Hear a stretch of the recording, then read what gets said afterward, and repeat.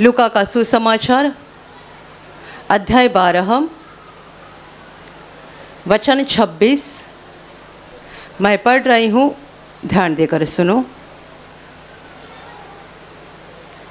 इसलिए यदि तुम सबसे छोटा काम भी नहीं कर सकते तो और बातों के लिए क्यों चिंता करते हो।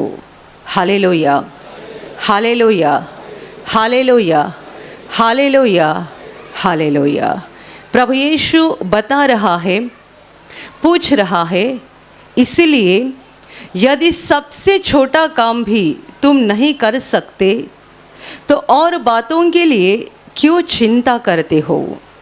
इस वचन को बताने से पहले प्रभु यीशु ने वो छोटा काम कौन सा वो बताया है, और वो ये काम है कि यीशु ने पूछा था कि तुम में ऐसा कौन है जो चिंता करके अपने आयु को एक घड़ी भी बढ़ा सकता है। परमेश्वर की नज़र में ये बहुत छोटा काम है। एक घड़ी या बोल सकते हैं एक घंटा। प्रभु पूछ रहा है कि तुम में ऐसा कौन है जो चिंता करके अपने ज़िंदगी के एक घंटे को, एक घड़ी को बढ़ा सकते हैं। और आगे वो बता रहा है, यदि तुम इतना छोटा सा काम भी नहीं कर सकते हो तो और बातों के लिए चिंता क्यों करते हो। Hallelujah, hallelujah, hallelujah.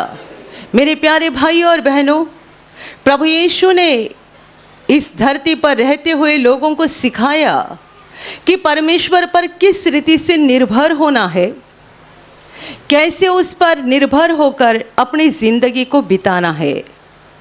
मनुष्य अपने जीवन को ऐसे जीता है जैसे कि मेरा कोई रखवाला नहीं है, कोई बचाने वाला नहीं है, मेरा सुनने वाला कोई नहीं है, मेरा कोई रखवाला नहीं, सुनने वाला नहीं, बचाने वाला नहीं।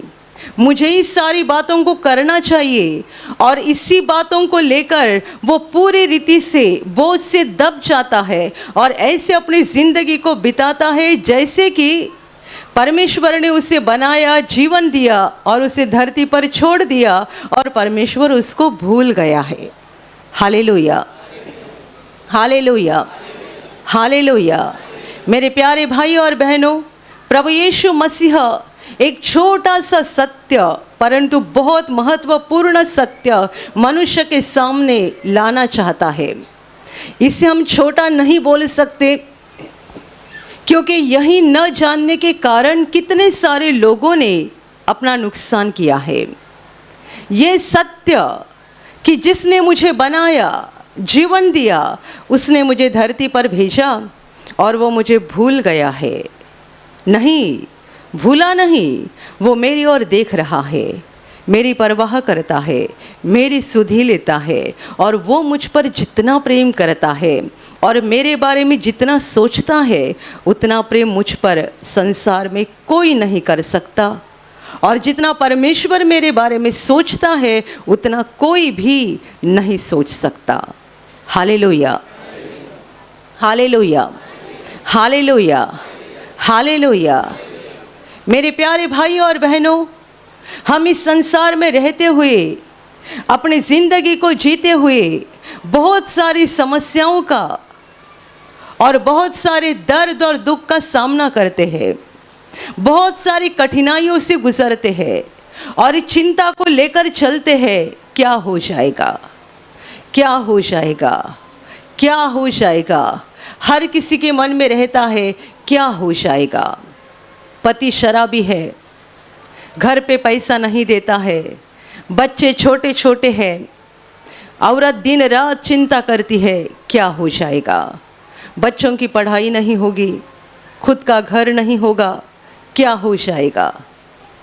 बेटा शादी की उम्र का हो गया है, बेटी की शादी की उम्र की हो गई है, उनको अच्छा जीवन साथी नहीं मिल रहा है, माँ बाप सोच रहे हैं क्या हो जाएगा, क्या हो जाएगा।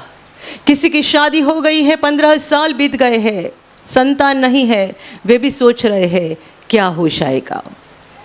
हर किसी के जीवन में अलग अलग चिंता है और हर कोई यही सोचते हैं क्या हो जाएगा। प्रभु बता रहा है, यदि तुम छोटी सी बात भी नहीं कर सकते हो तो क्यों चिंता करते हो। ये छोटी बात यदि तुम्हारे बस की नहीं है, तुम नहीं कर पाते हो, तो और सारी बातों के लिए क्यों फिक्र करते हो, क्यों चिंता करते हो।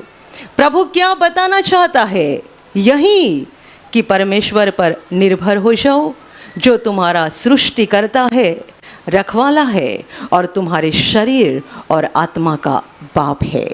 Hallelujah, hallelujah, hallelujah. कभी मत सोचो कि मेरे पास ये होता तो मैं ये कर देता। लोग अपने दिमाग पर भरोसा करते हैं, अपनी ताकत पर भरोसा करते हैं, पैसा, सोना चांदी, शिक्षा की डिग्री, उस पर भरोसा करते हैं। पर वास्तविकता में इन सारी बातों पर भरोसा करना मूर्खपन है, मूर्खपन। बाइबल में इस बात को भी बड़े साफ तरीके से बताया है कि अपने ही दिमाग पर भरोसा मत करना, अपनी ही बुद्धि पर भरोसा मत करना। सफलता देने वाला परमेश्वर है, आशीषों का देने वाला परमेश्वर है, हमें जीवन में सारी अच्छी बातें देने वाला परमेश्वर है। हम अपने दिमाग से या अपनी ताकत से उसे खींच के नहीं ले सकते हैं। अभी अभी अपने मंच पे एक बहुत सुंदर गवाही आ गई। एक जवान लड़के ने गवाही दी जिसको पुलिस में भर्ती होना था। उसने पहले बार जब भी प्रयास किया तब उसने कुछ विशेष प्रार्थना भी नहीं की होगी, क्योंकि उसने खुद गवाही में ऐसे कहा, मैंने जब पहला प्रयास किया था तब मुझे ये लग रहा था कि ये तो आराम से हो जाएगा, क्योंकि उसकी हाइट भी अच्छी है और जिस समय उसने कोशिश किया था उस समय जगह भी बहुत थी, तो उसे लगा मेरा काम आराम से हो जाएगा। वो अपने पर्सनालिटी के ऊपर गया और इतनी सारी जगह है तो आराम से मेरी भर्ती हो जाएगी, और उसने परीक्षा दे दी, फेल हो गया। जब दूसरी बार उसके सामने मौका आ गया तब जगह कम थी और इसको डर लगने लगा, जब पहले बार जगह ज़्यादा थी मेरा काम हुआ नहीं, अभी इस बार तो कम जगह है, कैसा हो जाएगा। फिर उसने प्रभु की शरण ली, प्रार्थना की और जाकर दूसरी बार परीक्षा दी और उसी में सफल बन गया और पुलिस में उसकी भर्ती हो गई। Hallelujah, hallelujah. बड़ी खूबसूरत गवाही है, क्योंकि वो लड़का खुद बता रहा है, ये भाई खुद बता रहा है, पहली बार मैं अपने भरोसे पे था, हो जाएगा, हो जाएगा, हो जाएगा। प्रभु हमें सिखा रहा है, उस पर भरोसा करो, अपना दिमाग मत चलाओ, अपनी बुद्धि मत चलाओ, ये मत सोचो कि हो जाएगा, हो जाएगा, मेरे पास ये है तो हो जाएगा। कितने सारे लोग बोलते हैं, मेरे पास पैसा होता तो मैं घर बना देता, मेरे पास पैसा होता तो मैं गाड़ी खरीद लेता, मेरे पास ये होता तो मैं ये कर देता, मेरे पास वो होता तो मैं ये कर देता। यह आपकी मूर्खता है यदि आप ऐसा सोच रहे हैं। हमें परमेश्वर पर निर्भर होना सीखना चाहिए। पैसा हमारा सहारा नहीं है, पैसा हमारी ताकत नहीं है, परंतु परमेश्वर हमारी ताकत है। Hallelujah, hallelujah. जब कोई मनुष्य आपको ऐसा मिलेगा ना, ये काम हो जाएगा, ये काम हो जाएगा, आप जान लेना इससे काम कभी नहीं हो जाएगा, ये असफल बन जाएगा। जो कहेगा प्रभु की कृपा से ये काम मैं करूंगा, वही सफल बन जाएगा। Hallelujah, hallelujah. प्रभु यीशु ने मनुष्य को इस सत्य को सिखाया है कि परमेश्वर पर निर्भर हो जाओ, उसके बिना हमारा जीवन कुछ नहीं है। इसलिए मैं कहती हूँ, ये वचन जो हमने आपको सिखाए हैं उसमें सबसे पहले वचन में परमेश्वर ने कहा है, मैं तुम्हारा चंगा करने वाला यहोवा हूँ। जबकि चंगाई आने वाले बहुत सारे रास्ते संसार में हैं, लेकिन परमेश्वर बता रहा है मैं तुम्हारा चंगा करने वाला यहोवा हूँ। इसका मतलब सच्ची चंगाई धरती से नहीं स्वर्ग से आती है। Hallelujah, hallelujah. आपने इलाज बहुत कराए, पर यदि उस इलाज के ऊपर परमेश्वर का कुछ अनुग्रह नहीं है, कोई आशीर्वाद नहीं है, तो सारे इलाज नाकामयाब हो जाएंगे। मैं तुम्हारा चंगा करने वाला यहोवा हूँ। इसका मतलब जिसे मैं चंगा करना चाहता हूँ वही चंगा हो जाता है। Hallelujah, hallelujah, hallelujah. भरोसा उस पर करना सीखो। और कितने सारे लोग अपने जीवन में हमेशा तंग रहते हैं, चिंता में रहते हैं, परेशान रहते हैं। प्रभु कहता है कि तुम छोटी सी बात भी नहीं कर सकते हो, तो और बातों के लिए क्यों चिंता करते हो, क्यों परेशान होते हो।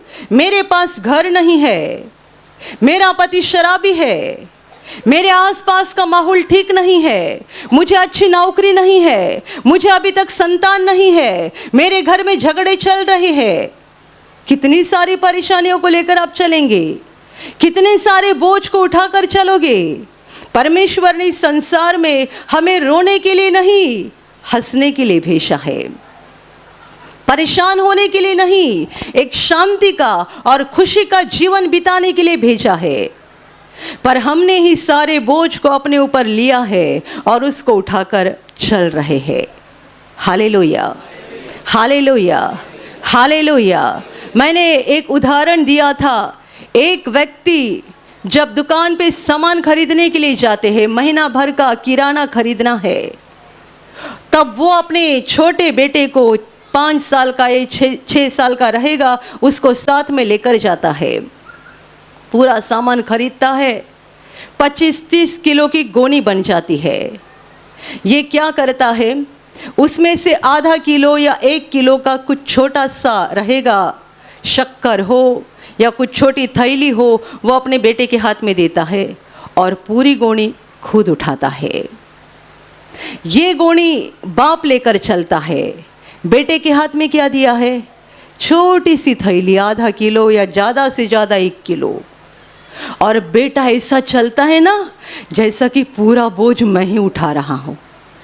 वो बीच बीच में हाँफता है, पापा की ओर भी देखता है और ऐसा सबको दिखाता है। बीच बीच में पसीना भी पोंछेगा, घर आते ही ऐसा पटक देगा कि जैसे कि मैं कितना बोझ उठा कर आया। पर बेटे ने नहीं समझा कि ज़्यादा बोझ पापा ने लिया था। हमारी ज़िंदगी में यही चल रहा है।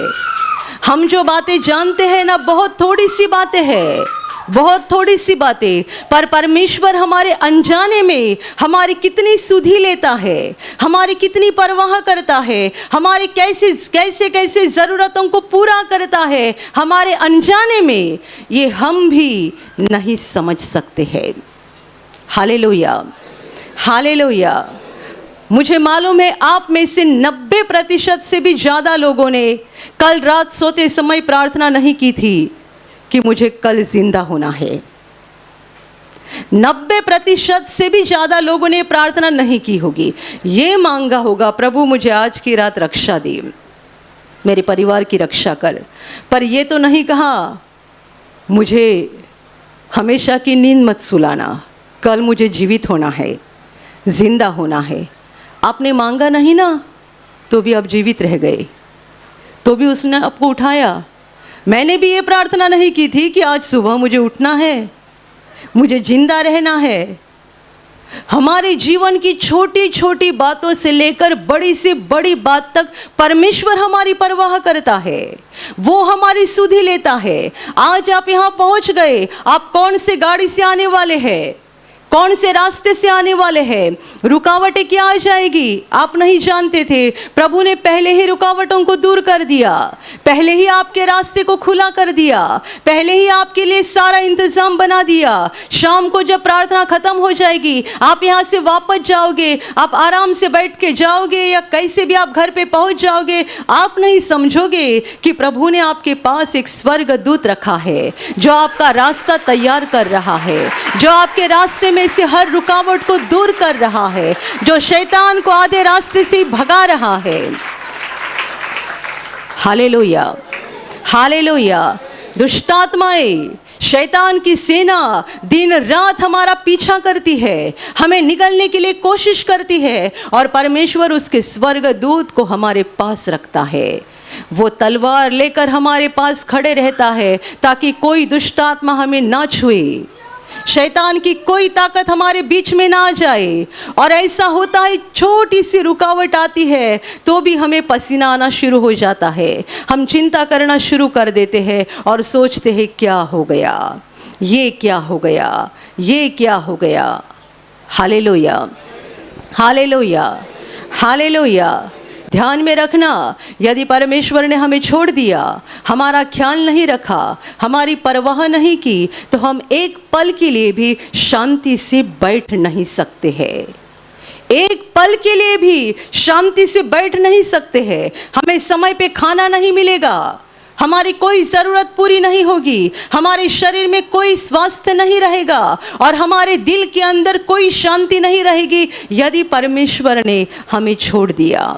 यदि आप समय पे खाना खा रहे हैं, आपके हृदय में शांति बनी है, परमेश्वर आपकी रक्षा कर रहा है, आपकी ज़रूरतें पूरी हो रही है, इसका मतलब जान लेना आपकी ज़िंदगी का बड़ा बोझ परमेश्वर ने उठाया है।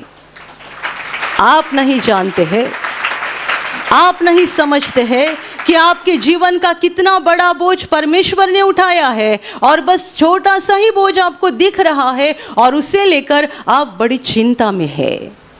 Hallelujah, hallelujah, hallelujah.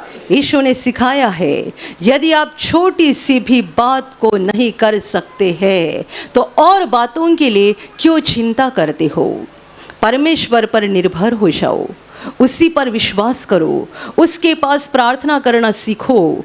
बहुत बार हम जानते तो हैं कि परमेश्वर पर अपनी सारी चिंता डाल देनी चाहिए, अपना सारा बोझ डाल देना चाहिए, हम जानते तो ज़रूर है, पर जब वह वक्त आता है, जब वह समय आता है, हम भूल जाते हैं और चिंता करना शुरू कर देते हैं।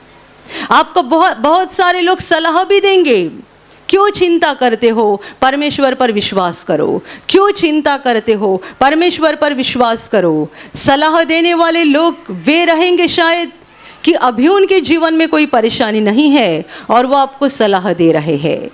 ऐसा हो सकता है जब इन्हीं के जीवन में कोई समस्या आ जाएगी, वे ही इस सलाह को भूल जाएंगे और इनका खाना पीना बंद हो जाएगा, इनकी नींद उड़ जाएगी। अभी मेरे जीवन में मुसीबत आ गई है, क्या करे, क्या करे, क्या करें।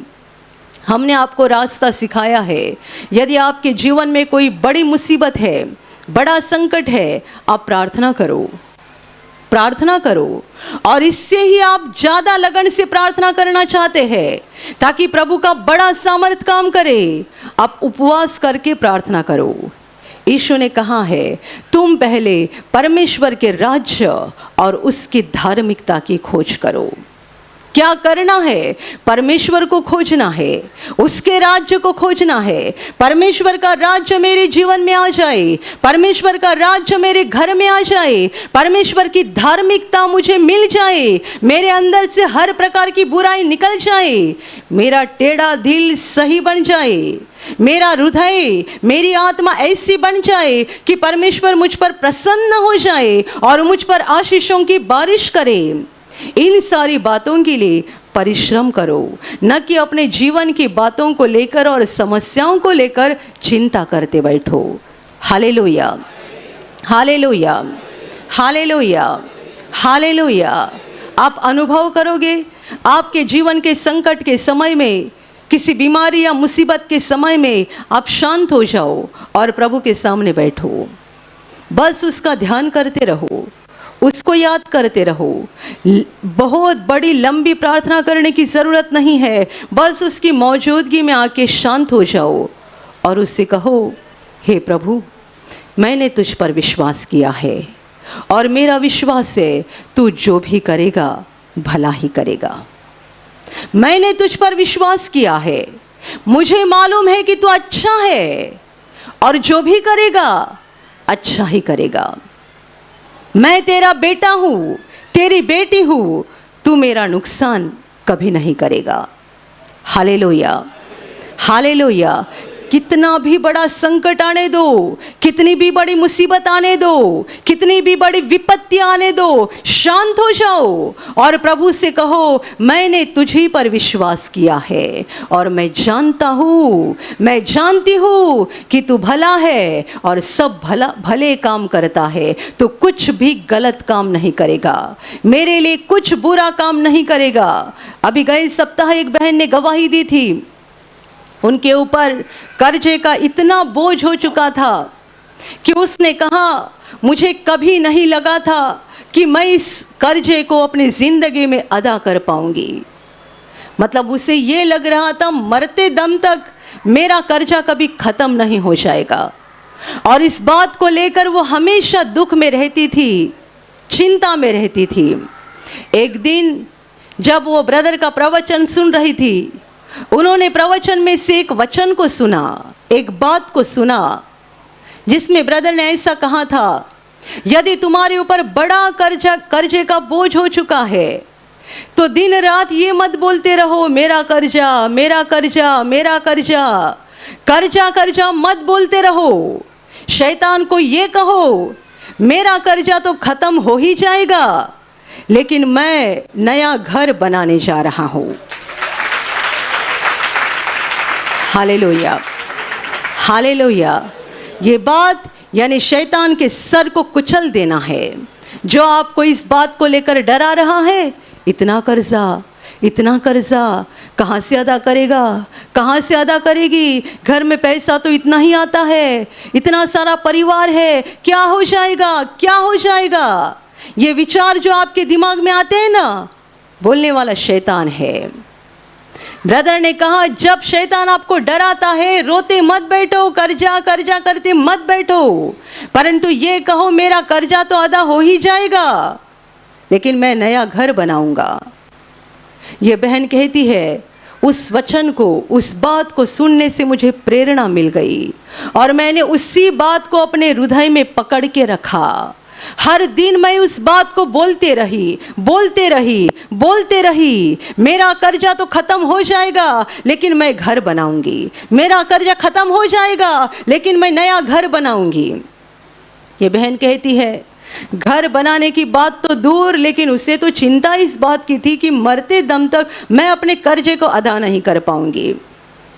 उसने इस बात पर विश्वास किया, बोलते रही, अपने दिल में इस बात को पकड़ के रखा, परमेश्वर पर भरोसा किया और ऐसा अनुग्रह परमेश्वर का उसके ऊपर हो गया कि उसका कर्जा खत्म हो गया और सचमुच उसने नया घर बनाया। हालेलुया। वो कहती है कि पहले तो मुझे छोटा घर बनाना था, लेकिन प्रभु ने बड़ा घर देकर आशीषित कर दिया। हालेलुया। यीशु कहता है, तुम छोटी सी भी बात नहीं कर सकते हो तो और बातों के लिए क्यों चिंता करते हो। सारी बातें परमेश्वर के ऊपर छोड़ दो, उसी पर निर्भर रहो और उसको पाने के लिए कोशिश करो। दिन रात उसके पीछे लगे रहो, प्रार्थना करते रहो, बाइबल पढ़ते रहो, अपने जीवन को सीधा करते रहो, जीवन की टेढ़ी बातें सीधी करती रहो। जो भी बुरा, जो भी गंदा आपके जीवन में है, अंधकार के काम है, उनको निकाल डालो। परमेश्वर को खोजते जाओ, परमेश्वर को पाने के लिए दिन रात कोशिश करते जाओ। घर पाने के लिए नहीं, पैसा पाने के लिए नहीं और दुनिया भर की चीज़ें पाने के लिए नहीं, परंतु परमेश्वर को पाने के लिए कोशिश करते रहो। Hallelujah, hallelujah. ऐसा नहीं कि आप अपनी चिंताओं को परमेश्वर के ऊपर छोड़ दो और हाथ में मोबाइल लेकर सिनेमा देखते बैठो। इससे प्रभु काम नहीं करेगा। कई लोग ये वचन का अर्थ ऐसा ही लेते हैं, हमें चिंता नहीं करनी है, हमें कुछ टेंशन नहीं लेना है। तो आपको टेंशन नहीं लेना है इसका मतलब ये नहीं कि आप मोबाइल लेके रात को 2-2, 3-3 बजे तक सिनेमा देखते रहो। आपको चिंता नहीं करनी है, पर करना क्या है वो भी प्रभु ने कहा है। परमेश्वर के राज्य और उसकी धार्मिकता के पीछे पड़े रहो। परमेश्वर के राज्य और उसकी धार्मिकता के पीछे पड़े रहो तो क्या हो जाएगा? वो महान परमेश्वर आपके ऊपर देखते रहेगा, अनुग्रह करते रहेगा, और आपकी चिंता कब खत्म हो जाएगी और आपका बोझ कब खत्म हो जाएगा आप खुद ही नहीं जानोगे। आपने कितनी सारी गवाहियां यहाँ पर ऐसी सुनी है कि लोगों की बीमारियां निकल कैसे गई उन्हें पता भी नहीं चला। सालों साल की बीमारियां कब खत्म हो गई उनकी समझ में भी नहीं आ गया। सालों साल की परेशानी कैसे खत्म हो गई उनकी समझ में भी नहीं आ गया। Hallelujah, hallelujah, hallelujah, hallelujah. मेरे प्यारे भाई और बहनों, चिंता करना छोड़ दो, परमेश्वर पर निर्भर होना सीख लो। परमेश्वर के हाथ में अपने सारे बोझ को देकर उसको खोजना, परमेश्वर को पाने के पीछे पड़े रहना, ये सीख लेना, ताकि हमारी जिंदगी का सारा बोझ परमेश्वर खुद उठा लेगा। और ये जान लेना, हम चिंता करके कुछ भी नहीं कर सकते हैं। Hallelujah, hallelujah. अभी की एक घटना है इसी सप्ताह की। कुछ दिन पहले एक परिवार में मैं प्रार्थना करने के लिए गई थी। वो मेरे पहचान का परिवार है। उस परिवार में पति पत्नी और उनका इकलौता बेटा है, और उस घर में और एक सभासद है। उस घर के जो मुख्य व्यक्ति है उनके बड़े भाई। ये भाई बचपन से ही कम दिमाग वाले हैं और उनकी उम्र 70 के ऊपर हो गई है। दिमाग ठीक से काम नहीं करता, इसीलिए उनकी शादी भी नहीं हुई है, और ये भाई अपने बड़े भाई को संभाल रहे हैं। पर अभी अभी इस बड़े भाई का जो दिमाग से कम है उसका बर्ताव और ही भयानक हो गया कि भाई को और उनकी पत्नी को इनको संभालना बहुत कठिन हो रहा था। और ये पति पत्नी मुझे पूछ रहे थे, अभी 2 महीने के बाद हमारे बेटे की शादी होने वाली है, 2 या 3 महीने के बाद। शादी के समय हम इसका क्या करेंगे, क्योंकि ये इतना भयानक बर्ताव करते हैं, कैसा हो जाएगा, कैसा हो जाएगा। उम्र भी इतनी ज़्यादा हो गई, 70 के ऊपर गए थे, और उनका क्या बर्ताव है वो भी उन्होंने मुझे बताया। वे कहते क्या हो जाएगा, हमारे बेटे की शादी है उस सप्ताह में, इसको हम कहाँ पे रखें, क्या करें, हम कैसे इसकी सुधि लें। मैंने उनको कहा, आप इतनी सारी चिंता क्यों करते हैं, प्रभु के हाथ में छोड़ दो, प्रभु के हाथ में छोड़ दो, प्रभु पर विश्वास करो, वो कुछ ना कुछ रास्ता निकालेगा। तो भी बार बार उनका वही कहना था, क्योंकि उनके लिए एक बड़ी समस्या बन गई थी कि जब हमारे बेटे की शादी का दिन आएगा, इतने सारे मेहमान आएंगे, पूरा सप्ताह मेहमान घर पे रहेंगे, हम इसका क्या करेंगे।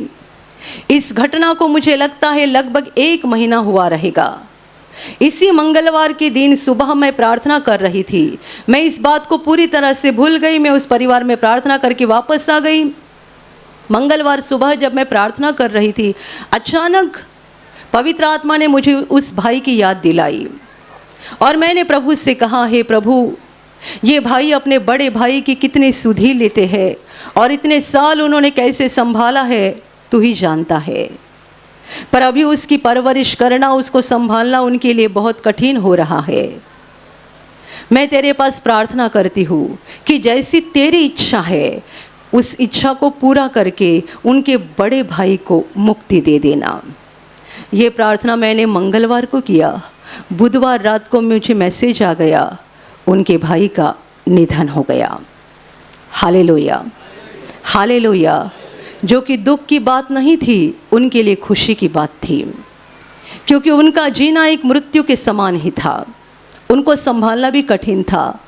बुधवार रात मुझे मैसेज आ गया। मैंने मोबाइल को गुरुवार सुबह देखा, और देखते ही मुझे बड़ा अचंभा लग गया, क्योंकि मुझे याद आ गई मैंने मंगलवार सुबह प्रार्थना किया था ये मैंने नहीं किया, पवित्र आत्मा ने मुझसे करवाई, क्योंकि मैं तो इस घटना को पूरी तरह से भूल चुकी थी। और जब मैं प्रार्थना कर रही थी, पवित्र आत्मा ने मुझे इस बात की याद दिलाई। तब मुझे तुरंत याद आ गई कि इनके परिवार के लिए कितना बड़ा बोझ हुआ था। और हमेशा वो बोलते थे, क्या करेंगे, क्या करेंगे, क्या करेंगे, बेटे की शादी के समय क्या करेंगे।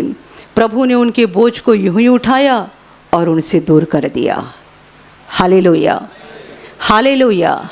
हम कितने सारी बातों को लेकर चिंतित होते हैं, कितने सारे बातों को, परंतु मैंने आपको कहा परमेश्वर हमारा बड़ा बोझ उठाता है। हम बस छोटे से बोझ को देखते हैं। हमें नहीं पता कि आज के दिन शैतान ने हमारे लिए क्या क्या योजनाएं बनाई थी, और उस न दिखने वाले जगत में परमेश्वर ने वो सारी योजनाओं को ख़त्म कर दिया, हमें जीवित रखा, तंदुरुस्त रखा और उसके पवित्र घर में इकट्ठा किया, ताकि हम उसकी आराधना करें और उसके पवित्र वचनों को सुने। हालेलुया। कैसे कैसे परमेश्वर हमारी सुधि लेता है, कैसे कैसे वो हमारे बोझ को हटाता है, कैसे कैसे वो हमारी रक्षा करता है, हमारी ज़रूरतों को पूरा करता है, हम ही नहीं समझते हैं। परमेश्वर हमारे ऊपर देखता है। जितनों ने उस पर विश्वास किया है, उस पर निर्भर होना सीख लिया है, उन पर परमेश्वर देखता है। और इसलिए चिंता मत करो, परेशान मत रहो।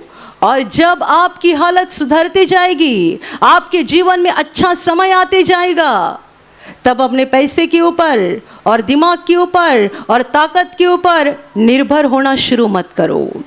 जब आप गरीब थे, आप परमेश्वर के ऊपर निर्भर थे, परमेश्वर ने आपको धनवान बनाया, तब भी आप उसी के ऊपर ही निर्भर हो जाओ।